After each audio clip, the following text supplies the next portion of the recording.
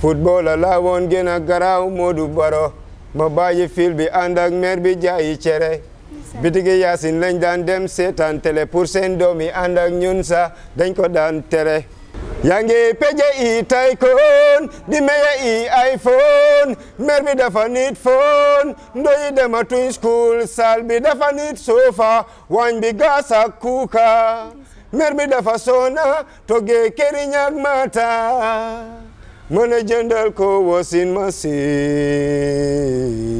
Gambia lu gën a sad sa Gambia generally Africa ñoom luñ gën a focus pour loolu dem loolu is the biggest enemy comme loolu is the biggest platform to bring Africa down moo nekk ne industry moo nekk ne tourism music celebrity si understand wala tourism lu mu ñu def before tourism fii boo yëpp a dee liggéey soo jeexalee school da ngaa ut looy def because 90% were farmers but tourism bi dafa ñëw rek ñëpp 90% of youths yëpp dem si bij bi ku nekk bugg a cant rek téye tubaab rek dem out léegi that mentality is dafa consume the 90% of the youth.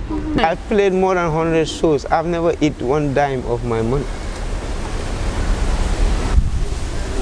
I need to make sure music doesn't feed me anyway. Because when it feeds me, that's where I will compromise my loyalty. Now that this new generation is being manipulated, because here is the deal. They're trying to sell a bad product to the public, and then they brand it. So that branding, now what they do is they make people who bring, you know, there are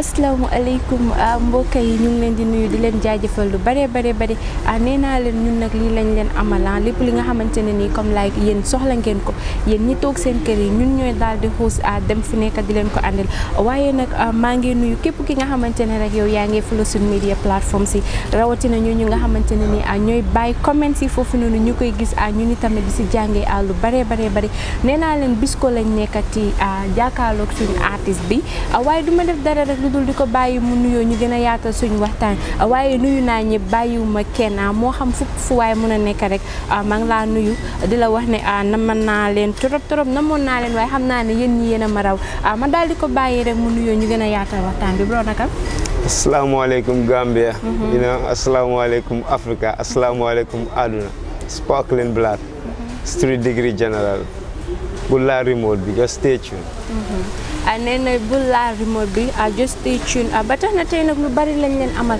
waaye gëm naa ne tey li ñuy waxtaan ci musique sax du mel noonu parce que moom artiste la waaye gis nañu ne doon na artiste boo xamante ne nii lu muy wax ci biti moo gën a ëpp sax lu muy wax ci biir musique waaye ma bàyyi ko rek mu daal di ñu wax tuuti si story ñu gën a yaatal waxtaan bi. Yeah, Sparklyn Black is just a little guy from the hood, and I was born in Ket Jarga Job. I was raised in Bundung Bohol. Recently, I'm residing in Kesering. You know, my name is Mohamed Silla. So big up all the fanas in the building. Street degree. That's like a very short story. All the fanas out there.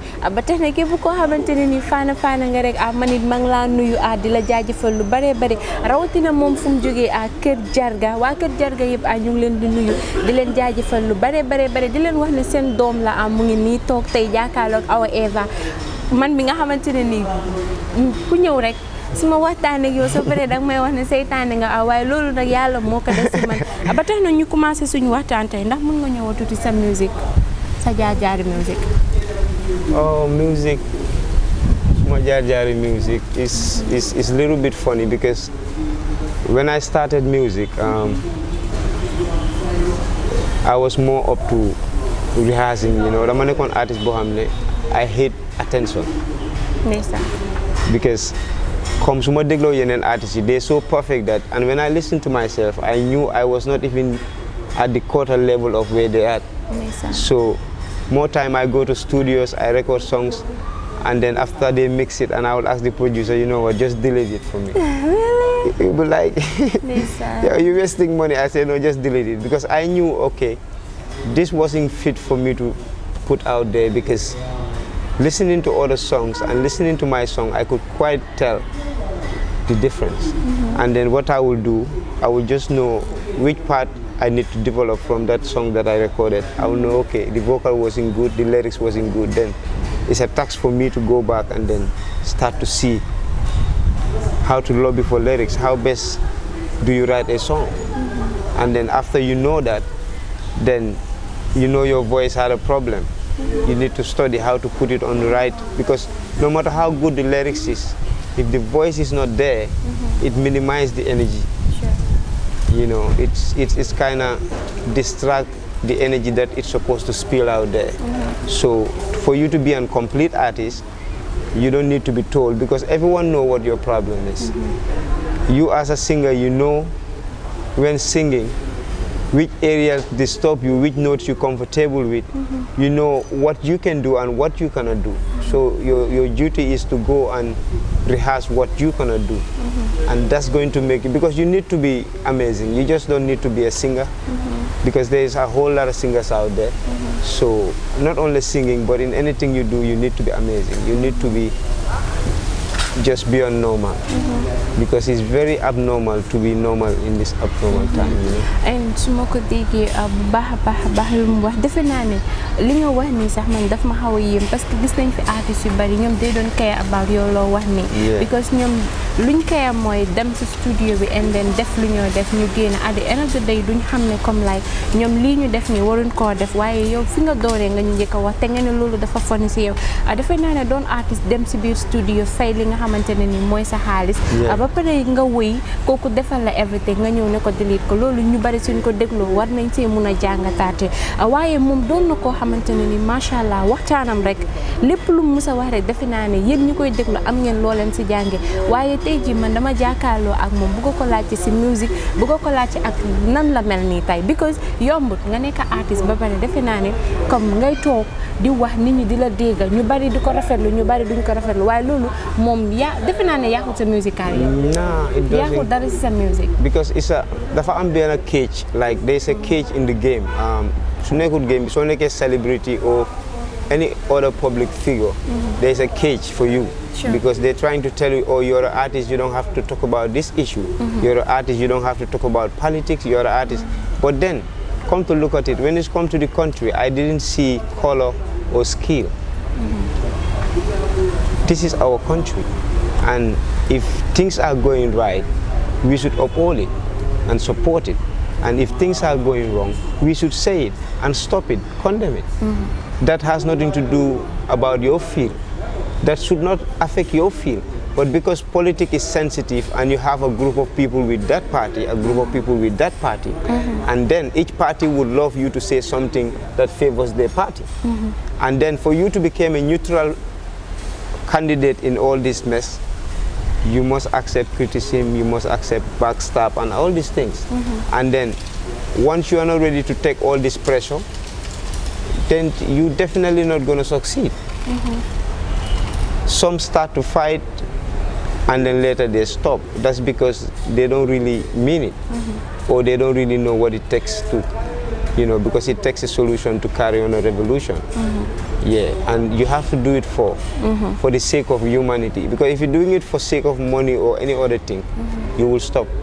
And I think I saw something in you loo xamante ne nii gisuma ko ci artistes yu bari parce que moom wax na ko ci biir waxam lépp defe naa ne man damay gën a leeral rek nee na comme nga nekk artiste war a wax ci yeneen yi defe naa ne nit ñi mun nañ la si nekk di la wax ne lii nga war a def wala li nga moom si boppam faalewut loolu noonu defe naa ne moom voice am la amee di wax te nit ñi ñu ngi koo déglu bu baax a baax a baax waaye tey jii sa musique mun naa la laaj ndax ban bés nga njëkk a perform si kaw stage? When was the very first day? Yeah, the very first day nga perform si kaw stage. Ndax mun nga ko fàttali? I cannot really remember, but I know that because I've been in love with this thing ever since I know myself. So I don't really remember when I go on stage, but all I know is I didn't expose myself so early. I was really an underground artist because I wanted to get what it takes to come out, because I knew you cannot face a crowd of 10,000 people and be preaching to them with empty head. You know, it wouldn't make sense because there will be people out there who is more conscious than you of whatever you're trying to say. So in that way, you really need to do your research, and then you need to find out things that people doesn't really discover yet, and that's what became interesting now. And you bring that up, yes, so that people can learn something yes. from it. Lolu leeral na mashallah mom lepp la nek di leeral. And defe naa ne comme like bala nga dugal ci musique yow war nga mëna jaar mom fim jaar wala war nga mëna def mom lu mu defagul pour so génné tay Gambian ci mun sey gis sen bop. Waye artiste bi man ba légui damay waxat ci sa biir artiste wala ci sa biir li nga xamanteni ni mom nga nekké ci musique. Tay ji gis nañ fi artiste yu bari yo xamanteni ni ñom duñ ñëmé face caméra wala wax ne comme like ok li la nekk di face wala tay artiste bi tok ne la li ak li mo nekk di dem wala artiste bi ci bopam tok ne la li lañ nekk di dunda. Gis nañ ni artiste yu bari nekkuñ diko def, and man I think now is the time for all the artists out there to come out and then start saying ñom luñ nekk di go through, because so ko xolé ci biir make ben sense. At the end of the day yow yaangi tok fele ne la di bégal nit ñi, but still you are hiding something inside lo xamantene bëggulon nit ñi ñu xam reality wala the reality exactly. Wala yow yaangi tok xalaat ne okay if I should say this thing at the end of the day dina yaxasuma carrière wala dina damé dara nga yaakaar ne lolu nonu tay yow so ci doon wax lan lay nekk. Okay, like ñun suñ generation bi most of us comme lu ñu influence bañ nekk ci music, vanity dafa bokal lu ci gëna am doole. Vanity. Because like back then artists like okay ñom Buju Bantang, ñom Kepultin, ñom Sisla, those people we didn't love them because of the kind of car they were driving. We even hardly question their financial background. We don't even have that time at the time as a fan. Okay, now that this new generation is being manipulated, because here is the deal, they're trying to sell a bad product to the public and then they brand it. So that branding, now what they do is they make people who bring, you know, there are lyrics that is so poisonous. People with poisonous lyrics, they get more attention because they get more support. Those are the people they carry to, like, those are the people that won Grammy Awards. Those are the people you see on BET. Those are the people you saw on all these big stages. Because the artist does not organize the stage. So there is a group of people who organize this biggest stage. And they are only interested in particular lyrics. Because, you know, they are not interested in people that are trying to wake up the masses. Because at the end of the day, it's a business. So in this field, you just take it upon yourself. It's just like, it's not only in music, even in the politics. Yeah. To become a president in Africa now, you have to understand that you are not going to enjoy your retirement. And you have to accept it. And you even have to accept that after my power, they could hang me up. Once you don't accept these two things inside of you, you can never make change. Because you might love your country, you might be patriotic, you might know the solution to the problem, but if you are up there to solve it, there are forces standing to see that those problems are maintained. So for you to violate the rules of those forces, you have to make sure that the outcome on you would have to take it. And that is what we say, sacrifice for our country. Sacrifice for our country. Because, but here is the deal. It's not that these people in the office are stupid. They're not stupid. They exactly know what should take Africa forward. But the tax to do that, they are not patriotic enough to do that for their country. Because none of them would like to waste a drop of blood for their country. So in that case, that problem will be ignored. So that's why things like that always get changed by revolution. Instead of you alone dying for the problem to be solved, you will wait until it turns to a revolution where millions will be dying for the same problem to be solved. When you could have been just died and let the world be at peace. Because at the end of the day, you will die. And you taking that position, that is the reason why you need to give that sacrifice for your country. So if you take all the securities and give them to the executives, ñun ñuy war a garder ñu xeñ ñu security jox ko ministre yi directeur yi léegi who they are protecting? Nobody. They are not protected. Nobody. Minister Bochaba mu ngi am ñetti convoy. Sure. And wallahi today we will talk about so many things. And I'm 100% sure ne comme like moom pare na pour wax te ñu nit pare nañ pour déglu bu baax a baax moom lu muy wax. Defe naa ne comme liñ fi wax lépp suñ si doon delluwaat Gambian si ñoom xam nañ te yow miy wax xam nga man mi toog di la déglu man it xam naa bu baax a baax fi nga bëgg a jëm. Defe naa ne nga jiitu ci dara moom tey xam naa ne yow tey soo waroon a sacrifice dara pour music industry bi na yow di nga ko def nga is better than comme like yow nga ne toog ne ok lii man maa war a sacrifice pour def ko du ma ko def waaye dinaa nekk di lekk xaalis wala ma nekk di dunda si yeneen ni ëllëg si biir Gambian si yëpp am jafe-jafe si loolu noonu te waxam leer na bu baax a baax yéen ñi nga xamante ne ni yéen a jiitu nekk si place yu mag yi defe naa ne message la bu mu yónnee te ñun ñëpp war nañ see jàngataat bu baax a baax waaye tey ni nga mel nii ndax tax na Gambian si apprécier la ñu support la si because man I saw so many things in you and I don't know whether ñoom gis nañ loolu noonu si yow because the problem here is that Gambians nowadays ñoom they don't care about kii lu mu nekk di wax ñoom luñ care moo nekk vibe si understand nga artiste bi dafa fame ma dem si show am bi at the end of the day ma status ne demoon naa si show yi artiste bi nii waaye lan yow li nga mérito si game bi ndax Gambian si ñu ngi la ko jox. Okay, maybe du ma ko mën a gis because at the first bu ma doon start to be honest I don't even expect a thank you. I don't even expect a single fan. So I'm not bothered and it's even disturbed me. I hate attention. But people are doing this for attention. I people swear to God, I have have more than 500 messages. I cannot even reply them. I'm too big. I'm not in for like should they have boomer and fan.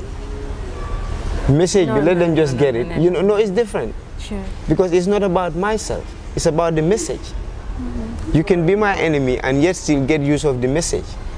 It doesn't bother me. And if I see people start to emulate the way I put my context, that means it's growing. Because if it's me alone, I'm going to die at some point. Or I'm going to stop at some point. So who is going to carry on the legacy?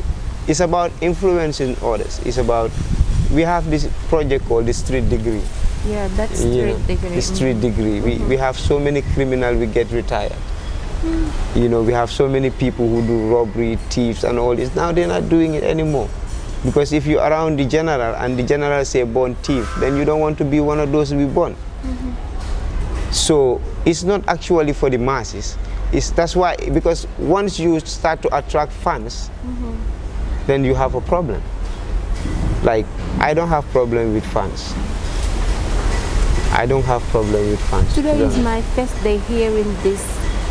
And nga gis artist si boppam mu toog mu ne amul problème si fans amul problème si li nga xamante ne ni comme mooy supporters yi wala ñu toog fa. And I don't even have a problem if I'm not making a single butut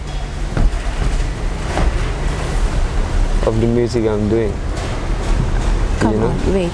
Yes. I really need to understand this because people out there are doing this to be famed, to have money, and you are here saying that you don't need all that. Come on. I've played more than 100 shows. I've never eat one dime of my money. Because the entourage I move with is always more than the money available. And if you are the one who is sharing, then you lose. And one thing I understand before getting in the business was that I need to make sure music doesn't fit me anyway.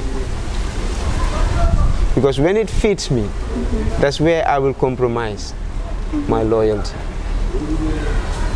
You know? Which means that you are doing all this with people out there.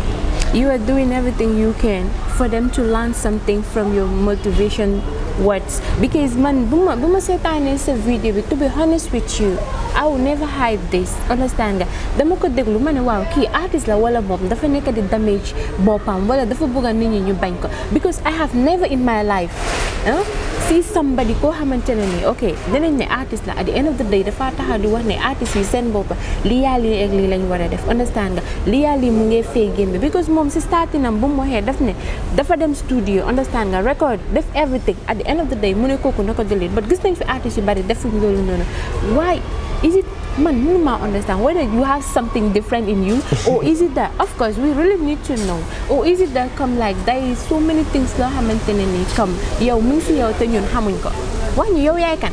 No, it's just normal. It's just normal. It's just about believing.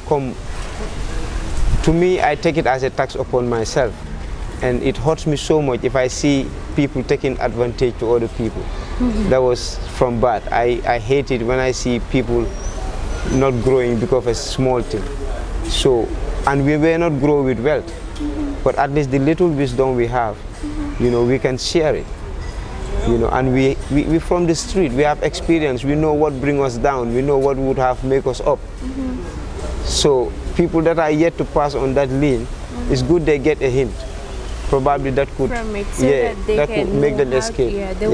That would probably make them see things, and then you realize that now is the time for them to do something for themselves, because you are here doing this and I don't know whether tomorrow come yow ding fi nekk wala man dina fi nekk wala keneen dina fi nekk, but some motivation video yoo nekk di def I'm 100% sure ne come like even generation to generation yu nekk di ñëw yëpp ñoom mun nañ see jàngee and ñu dugaat ci music industry bi tey yaa ngi woy te am na si jafe-jafe yu bari yu artistes yi nekk te yow xam nga ko waaye yow sa biir wax nga ko nga ne musique defaloo ko pour dara, musique defaloo ko pour fame wala musique nekkuloo di koy def pour nit ñi gis na kii mu ngi si musique nañ ko jàppale hype bi utuloo si xaalis ñun loolu leer nañu parce que sa wax rek soo ko déggee defe naa ne yow lépp loo am si musique yaa ngi koo jàppale nit ñi si biti waaye tey music industry bi su nekkoon ne da nga am chance bi or man I should give you the chance pour nga change something or for you to say something loo xamante ne ni it will change something in the industry, understand nga lan lay doon. So industry bi to change it lu bari mooy change waaye dafa niroo comme some kind of dictatorship thing because we living in a world where ku nekk tamit ak xalaatam understand nga waaye comme dañoo xool the benefit of the masses, you know, because fox ñu bàyyi xel façon music bu ñoo generate despite Gambian music the money the kiring the but at the end of the day is too much wallahi but mairie nii they dem jaay kucha ñi gerte saaf they generate some very little income spend it on their kids to go to school and you are singing a song that is going to divert their brain to other things. Wallahi. Or you are like, come, let's say, Lamin Willis. Every day there is a show, every weekend. Like, the same people you know. Your community be chance, send domi new janga. Everybody is doing show, this is a small country, it's not even in the country, it's just in one location, from Birkama, Nganyo, Serakunda, Bakau. Sukuta, Burfoot, Bena area. So we hosting more than 200 artists. Every artist that for stage a show. It doesn't matter. You don't get a stage show some order than I will lose the but you will still do it. Understand? Then I stage show more order than venue bisa. Because you don't even generate that power yet to be staging a show. So now you staging a show, you're spending $30,000 and you are getting 10,000 in return. The amulo proper song, amulo proper video. Like, what career are you looking for? Because you only you said and you have no package.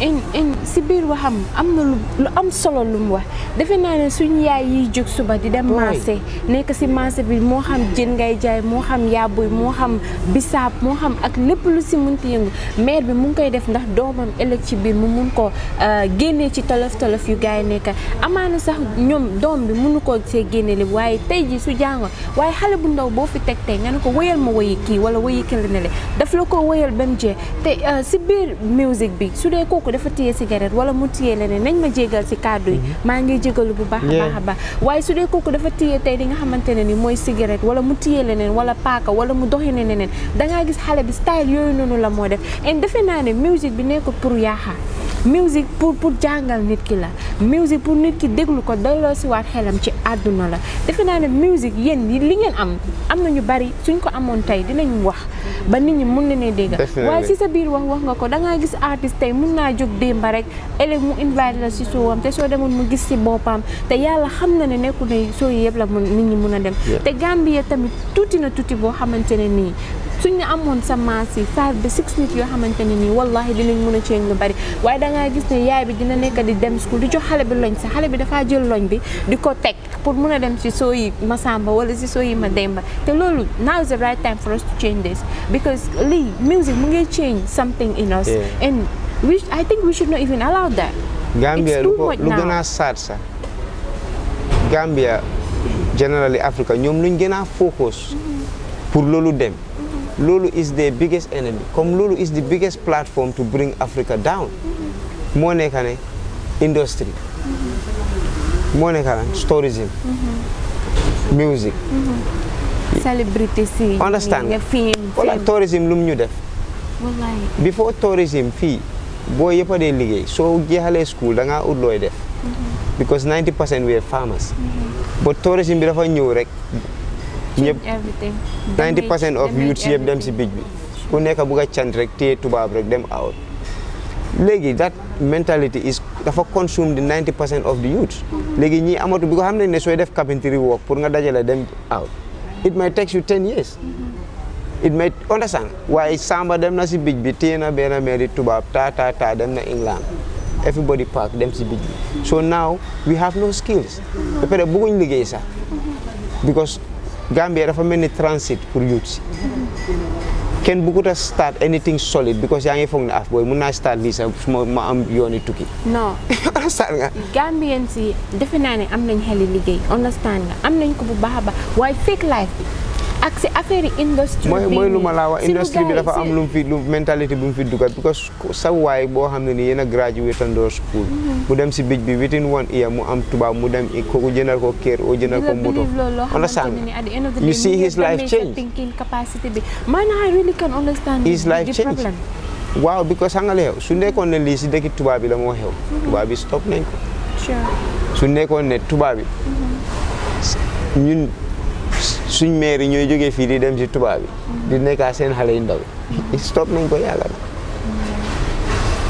waaye daf leen favor moo tax ñoom ñu ko bàyyi noonu parce que ku dee yaa ngi ko jox life kay man sa nga foog suñu gëm suñu boppa tamit as a youth because nit foog si nga set sa consent sa way of hustle bi nga sooy hustle ba pare putuloo ko on target comme nga ne anything no you must decide either you want illegal money or legal money once you decide rek deal you legally rek ñoo dee ñëw si yow because daf the vibration la waaye one amuloo choice decide loo ku isi fuun nga jënda ku saaca lii nga lifin yow decide loo you will receive all kind of information and you will not be safe. You will receive all kind of information te you will not be safe. te lu mu wax leer na nañ te defe naa ne yéen ñi koy déglu tamit bu dee am na lépp loo xamante ne nii wax nañ fi yéen ngeen gis ci seen bopp ñun ñi ngay tub di jéggaluwaat ndaxte waxkat bi wax rek la mun ku koy déglu ak nu mu ko munti dégloo kooku noonu ni mu ko gisee rek la koy gisee wala ni mu jàppee wax bi noonu la koy jàppee waaye gis naa sa musique yow sooy woy sa dafa mel ni dangaa eete. Understand nga am na si sa benn musique yaa ngi wax maire bi jóg na dem oh my god man mënuma understand daal yow ban façon nit nga waaye ba tey rek ñun laa ñaanal rek yow moom suñu amoon 5 nit yu mel ni yow ba tax na gis naa ne Gambia bi dina change bu baax a baax waaye ndax mën nga ñëw defal benn freestyle sa musique. du yaa ngi am sa i Benz di ko jox sa i friend ci cepe yi ngay dem musulooy ñëw pour may maire bi yaraay ma ne du lii moo ma doof loo ma mel ni kuñ caaj lii moo ma doof loo ma jënd tay jaay lii moo waral be police di ma saay yaa ngi peje i Tycoon di meye i iPhone mer bi dafa nit phone ndoyi dema tuñ school sal bi dafa nit sofa wañ bi gas ak kuuka mer bi dafa sona toge këriñ ak mata mën a jëndal ko washing machine du yaa ngi am sa i Benz di ko jox sa i friend ci cepe yi ngay dem te musulooy ñëw pour may mer bi yaraay Mana do lii moma doof lo ma mel ni kuñ caaj lii moma doof lo ma understand nga. Don't touch the robot, just leave it on for another segment. Man ndeysaan wéyam bi muuf na ma torop ba tax na duma si sori su ma soñoon képp ki nga xamante ne nii rek yow yaa ngi gis tey sa yaay si sa kanam defe naa ne war nga mun a def lépp loo mun rek pour sa yaay génn ci yéenay defe naa ne yaay dafa soxna xëy suba amee la biir la bosin la nekk ci ay tolof tey nga màgg jël swag bi music industry bi change la ambiance bi change la defe naa ne war ngaa mun a déglu ci wéyam daal di fa jàngee lu bari man moom wax dëgg fa yàlla wéyam bi am na lu mu change trop si man ba tax na xam naa ne yéen ñi ngeen seetaan tamit am ngeen mbégte bu baax a baax tey si Awa Eva kum leen andi waaye bala may fàtte yéen ñi nga xamante ne ni yéenay follow social media platform si ngir yàlla bàyyi leen message ngeen wax ma ban artiste ngeen bëgg ma andi leen ak fépp fu mu munti nekk rek man dinaa fa daagu dem fa andi leen ko ngeen bàyyi seen comments yi ndax artistes yi tamit ñu ngi koo seetaan ñoom it ñu mun a xam nan lañuy toogee waat waaye tamit rawatina yéen ñi nga xamante ne ni yéen yéenay follow waat plateforme bi day leen yaatal waxtaan ci loolu noonu di leen nuyu di leen jaajëfal yéen ñi nga xamante ne ni yéenay follow sur media plateforme si amul seen fay waaye nag bu leen fàtte di bàyyi seen comments yi ba tax na tey jii sooy tàggatoo ci lan lay doon ba tamit man bala ngaa pare ngir yàlla wéyalaat ma dara maa la ko ñaan rek dafa laatal ma beneen freestyle. Bye, Lulu. Yeah, man, Gambia, it was really a pleasure me being here, speaking to you through this platform. Just like being subscribe, Gambian, affair, button like, just press it. Understand? Yeah? They hating on us. Hating on us. They try to distract us, but we still are focused. Football la woon gën a garaaw Modou Baro ma bàyyi fil bi ànd ak mer bi jaayi cere bitigi Yaasin lañ daan dem seetaan télé pour seen doom yi ànd ak ñun sax dañ ko daan tere ñun la coyi daan enu di oba féeti sardine jaak pot la woon pour def ko ndekki ñun ngeen daan pour ñuy cop seen sarax yi kër yi paako yuñ daan jiñ sàcca léegi ñoom ñoo tekki man dama bëggoon a jeexal programme bi fii ndaxte time bi jeex na waaye xam naa ne di ngeen ñu may lii rek ñu yaatal suñu waxtaan tuuti ci lu mu jógee wax ni time bi jeexoon na tag waaye tey damay bañ fépp ne tey du fi am maa daan ànd ak maire bi dem jaayi cere understand nga loolu wax boo xamante ne la li macha allah képp ku ko munti déglu dina xam yow fan nga jógee waaye tey ji gis nañ fi ñoo xamante ne dañuy oo seen doom ne ko bul ànd ak diw understand nga yow sa woy bi li nga woy xamuloo ko am na ñu bari ñu ko dunda understand nga man suma boppa dunda naa ko parce que da ngay gis nit ki dafa solo ba pare taxaw yaayam ne la bul ànd ak diw baaxut wala magaam ne la bul muuf ak kii baaxut loolu defe naa ne tey ji soo doon wax nit ñi ñu change si wala ñu bàyyi seen xel lan lay doon fekk ñooñu sax ñoo la dee yaaxa jeex na tag understand waaye because mooy we just need to understand comme loolu yëpp pauvre ñaaka daf ko dee def ñaaka daf dee tax nit di la xeeb di la xoolee benn bot because there is no interest source on you comme yow doo leen mën a elevate in any form instead you will be consuming them instead of being a customer da ngaa nekk a consumer so poverty wealth bring friend but poverty pursue them waay so foog ñu understand ne du xaalis affaire bi du xaalis waaye tey génération bi fu mu toll nii soo amul xaalis defe naa ne am na yu bari doo ko mën a def moo tax suñu solee sara foog suñu ñëw si booy ba pare léegi booy ñu doon jiñ saaca ñoo nekk Italie di koolee gars yi plus 220 understand di leen koolee plus 99 booy yooyu ñoo nekk di western léegi de so this is just a clear picture of how Gambia is. You know, I am not trying to import any message. I'm just here. I'm saying what we all. So you never do that. Yeah. Understand? So we can ignore the many doing. Understand? So we all have to change within ourselves inside. Understand? Sure. Because once you are not treating people that way, then there is -1. You understand?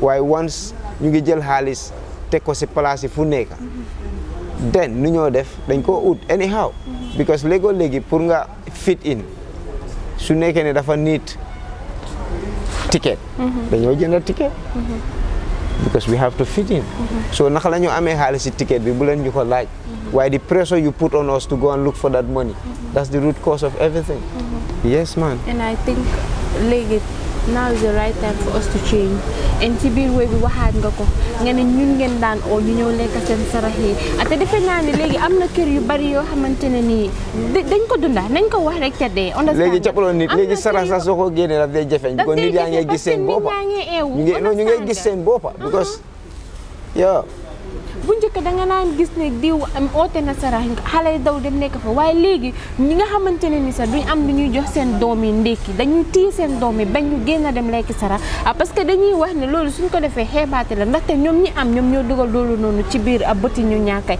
te defe naa ne am ak ñàkka fii leen ko fekka te fii leen koy bàyyi defe naa ne kooku nga xamante ne nii mooy suñ borom moom borom kun fa yëkkoon bi lu mu gis ci yow ba mu la def nga am defe naa ne loolu la gis ci kële ne ba mu def ñu ñàkka yàlla suñ borom moom moo ñu bind te emale defe naa ne yàlla suñu emale woon adduna bi mun naa demee neneen waaye tamit nañ delluwaat xoolaat bu baax a baax suñ bopp yow mun nga am tey moom mu ñàkk man ëllëg mun naa am ndaxte affaire bi bul la rek day ron nañ bàyyi xel bu baax a baax ki ngay wax ne tey bandi la ëllëg mun na dem ba yore la wala ëllëg mun na dem ba takk sa doom teral la defal la loolu ak loolu ba tax na ñàkk dëkkut fenn te am saxut fenn lépp li nga xamante ne ni yàlla suñ borom jox na la ko defe naa ne fulla la ak fayda la nga accept ko wholeheartedly ne yàlla lii la ma tegoo dama koy nangu waaye léegi xale yu jigéen ñi dem si biti di def naka sudut noonu sa pressure bi defe naa ni si ñu am yi sax leen ko nekk di gisee definitely society bi loolu la ñun ngeen daan koolal 911 tax ngeen be puusamaan bi gisa tuñ ko ay fan